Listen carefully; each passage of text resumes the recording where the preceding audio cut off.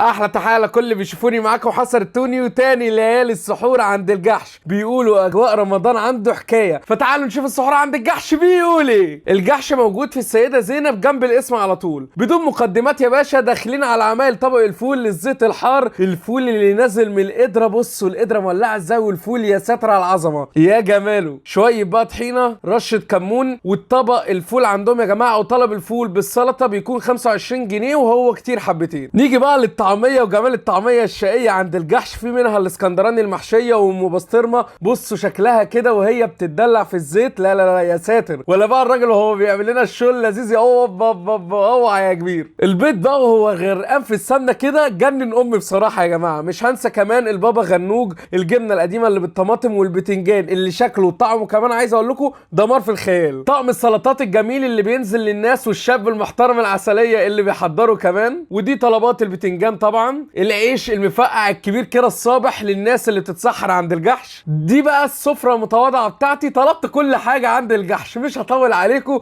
شكل الاكل حلو قوي، فتعالوا ندوق ونشوف الكلام بيقول ايه. هنا بقى نيجي لتحويجه الفول. بحط بقى رشه الليمون، وانا كمان اللي بحط الملح بتاع الفول. حسيت ان الفول عادي قوي، يعني انا جايلي انا اللي شبه عايز احوجه اكتر. الطحينه مش كتيره قوي، زيت الحار مش كتير قوي، الملح حسيت اللي لسه كنت عايز اظبطه اكتر. فانا كنت عايز ان الطبق يجي لي جاهز على الاكل. لو انا عايزه من غير ملح يا سيدي انا هاجي اقول لك اعمله من غير ملح، انا هظبط ملحي. نسحب هنا بقى لقمه الفول ونقول بسم الله. جيت ادوقها وزي ما توقعت ناقصه شويه تحويج حلوين وشويه ملح، فالموضوع ده مش الطف حاجه. غير كده عايز اقول لكم لما قفلت الكاميرا كمان حطيت ميه بتنجان مع ميه السلطه فظبطتها اكتر. شويه الملح، حطيت سكه ليمون تاني. هنا بقى قلت ادوقها مع البتنجان، وطبعا البتنجان ضرب اللقمه خلاها جامده جدا. يعني الخلاصه الفول بتاعه عادي قوي. نيجي بقى للبيض بالبسطرمه. طعم البيض بالبسطرمه حلو جدا عجبني، ولكن الطبق ده ب 25 جنيه كتير. شويه البطاطس المحمرين طعمهم كان عادي يعني شغال سحور بقى وكده. البابا غنوج بقى احترت في امره، ما تفهمش هو حلو ولا ايه، ولكن يعني التوتال بتاعه لما خدت كمان حته كده بالعيش لطيف، يعني ممكن اجيبه تاني. نيجي لاكتر حاجه عجبتني في الجحش الطعميه. بصوا حجم الطعميه عامل ازاي، ودي المحشيه الاسكندراني اللي بعشقها. طعمها هش كده بالسمسم جامده جدا، دمار في الخيال بدون افوره.